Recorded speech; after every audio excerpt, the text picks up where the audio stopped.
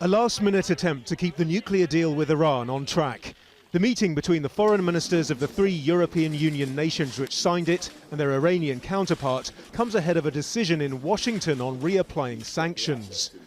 The European Union remains committed to support the full and effective implementation of the agreement, including to make sure that the lifting of nuclear-related sanctions has a positive impact on trade and economic relations with Iran, including benefits for the Iranian people.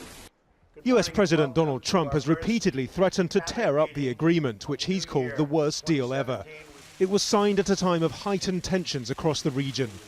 Some of Iran's neighbours had been talking about a possible military strike against the country. Tehran's made no secret of its arsenal of Russian-made ballistic missiles. But some countries, including Israel, claimed it also had an active nuclear weapons program. Iran insisted its nuclear agenda was purely civilian.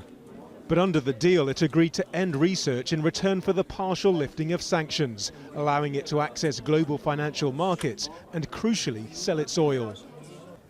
Last summer, President Trump agreed to waive sanctions on Iran's oil industry, but things could be about to change. In October, he announced a new Iran policy.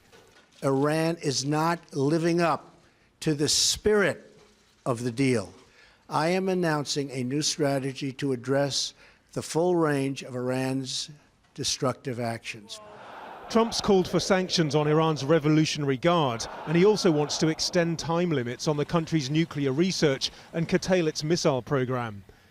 He's refusing to recertify the deal unless Congress passes legislation amending it. But Democrats say they won't back any changes not supported by European allies, who insist any alterations would be in breach of the international agreement. It leaves Donald Trump with two choices: rectify the deal and keep it alive, or reject it and trigger an international crisis. We are discussing with our American allies and friends that we should separate two things from each other. First, we want to preserve the JCPOA, the nuclear deal with Iran, because it's in our interest not to develop or to see that nuclear weapons are developed in Iran. Given the strength of feeling here in Europe and warnings in the US itself, it's likely President Trump will in fact refrain from reapplying those oil sanctions on Iran. But that certainly doesn't mean he's going to give up trying to change the terms of the nuclear deal. And so the uncertainty over the future of Iran's nuclear program goes on. Nadeem Barber, Al Jazeera, Brussels.